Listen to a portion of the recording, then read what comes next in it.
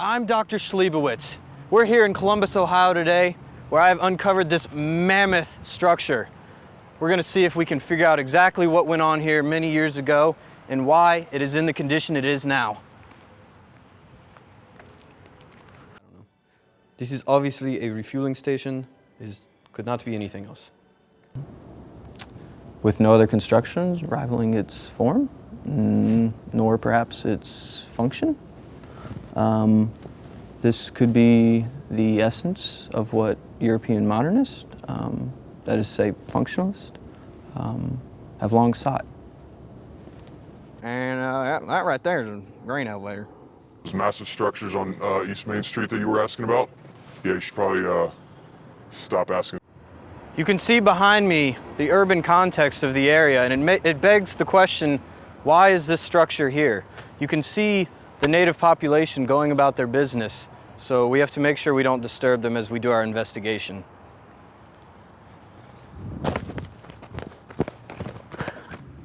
My hands are about 7 inches, pinky to thumb.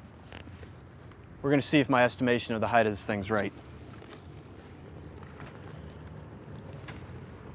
3, 4, 5, 6, 7, 8, 9, 11, 12, 13. It's about what I thought, say about 787 feet.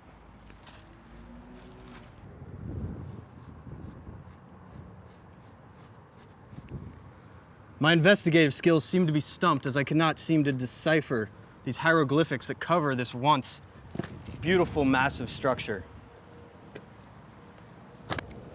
Perhaps it was a monument. It's a facade, a kind of invitation to those who could see it, standing from miles and miles away. And if it was a religion, what led to its eventual decay? If the faith fell from favor with the governing body of the local area, it could have dragged the surrounding area down with it, spurring this defacement. Might call it hieroglyphs. You see by the locals, caught in its plummeting splendor.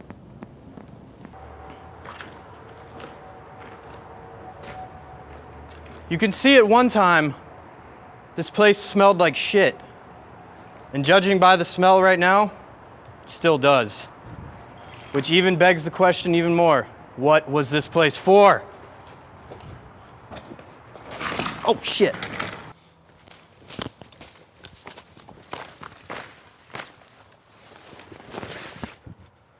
There seems to be some sort of transportation route coming through here that's been overgrown. This could have clues as to what this just absolutely beautiful structure once was.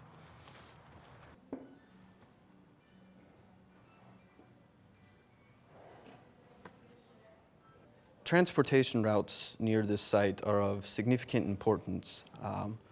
More often than not, cities and even small towns were built right along major transportation routes. These included rivers and railroads and trade routes. Fuel is my trade. I know this intimately. This site was constructed for producing and refueling, but also, how do you say, disseminating some sort of ancestral fuel. Yeah, there's down Main Street, down there, down in the holler in there, and they trucking in, and and up in the thing, and come down, and acts like over here, right here, and train just coming in, and we just fill her up, and they just and trucks and then coming through and then yep. Yes, sir. Yep. Yep. As gasoline became the more predominant form of fuel, this factory could have shut down. And sometimes when these factories shut down, you know, the community suffers too, and that's the way it is. Jobs are lost, and and you know, people begin to move out of community, and you know, you can see the result that is left behind. It would appear as if the entire structure is reinforced, quite strongly actually. Almost as if to hold something large. I can't decipher what would have been in here. It could have been animals, it could have been some sort of massive beast that we don't know about. I'm not sure. We'll find out though. I shouldn't be here talking to you right now. Those massive structures on East Main Street that you were asking about, yeah, you should probably stop asking so much. Back in '82, worked for the government. Omega-6 clearance, B12 clearance, just bad things that you want nothing to do with, okay? So I would just stop asking, okay? Just stop asking, and everybody's gonna be fine, okay? I need to be leaving. Shit.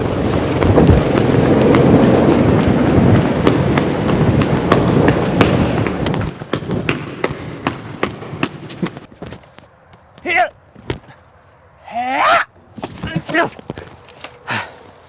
The inhabitants of this area must have been extremely tall or very athletic to traverse these ladders of these great walls.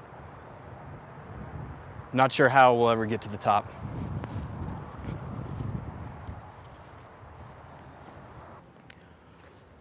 The structure appears to be made mostly of two different materials: brick and concrete. Now, there's also indications of possible fire hazards here, which could be a clue of the type of activity that went on here.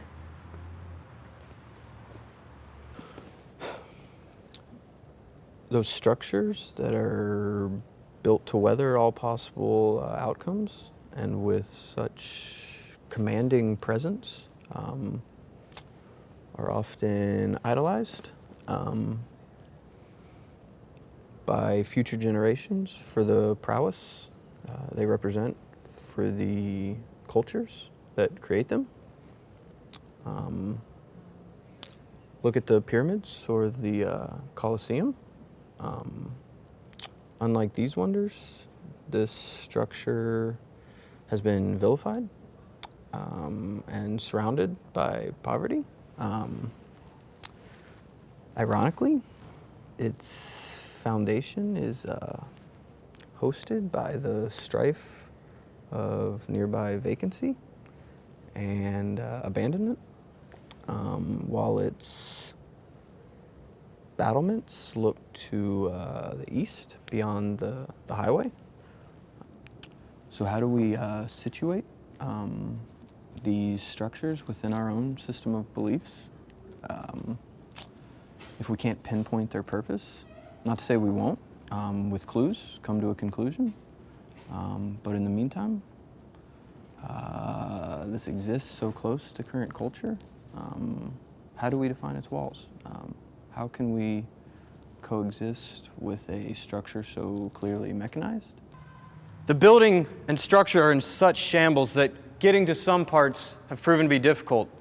But if we don't try, we may never know the answer.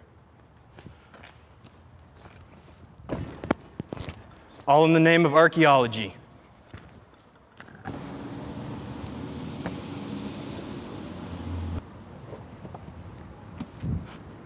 While it was once something of value, evident by its placement and its robust construction, it no longer has a place with the surrounding populations, save for the subversive. Without the homeless or despondent, its most remarkable characteristic is its invisibility. A monolith by definition, but an empty lot by cultural recognition. Rather than spurring thought about its feat of engineering or the magnitude of its survival, it has become a timepiece, marking the passage of progress by remaining stolid in the face of change.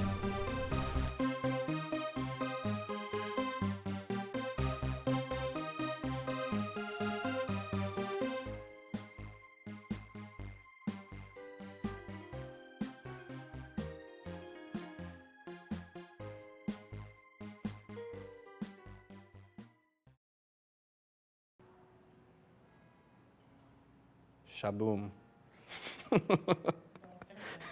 I don't know what the fuck's going on. What? So it's aliens? And the government covered it up, or I just think it's aliens? Who am I? Dr. Schliebowitz. Dr. Schliebowitz? Hey! Hey! Yep. Le Corbusier, if you visit Columbus, look to the east.